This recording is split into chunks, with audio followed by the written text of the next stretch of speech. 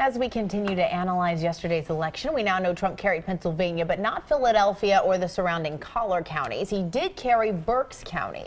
Our Joe Holden breaks down reaction from local voters on this political upset. Joe.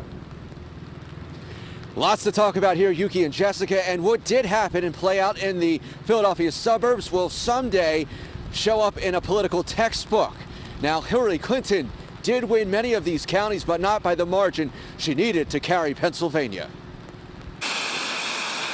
From West Reading in Berks County. And had you been keeping up with the election for the longest time? To chatting with folks in Lansdowne, Delaware County, the wild race to the White House was hardest fought here in the Philadelphia suburbs. I actually woke up in the middle of the night and I heard the new president-elect Donald Trump, and I was stunned. The Philly burbs are politically diverse. That much was reflected in our conversations with people. I voted for Hillary, but I kind of understood once the results was made, that we needed somebody to deal with these terrorism. Donald Trump carried Berks County, but for the rest of Metro Philadelphia, it was Hillary Clinton, and it wasn't enough. I had expected it from everything I heard to go for Hillary because they talked a lot about the suburbs around here. Upper Darby Mayor Tom McCosey, a top GOP official in Delaware County, has strategized political races for decades.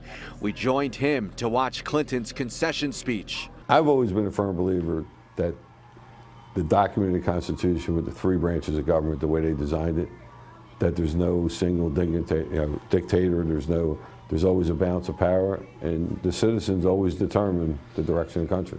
We found those ready to move on. Hopefully he represents us well. Others wait a relocation to Canada. I was getting group texts to register to move to Canada. You're kidding? No, I'm dead serious. And a father and son relished in a Trump victory. I looked at Trump as being the underdog, you could say, or something, and so that's who I went with, but wow.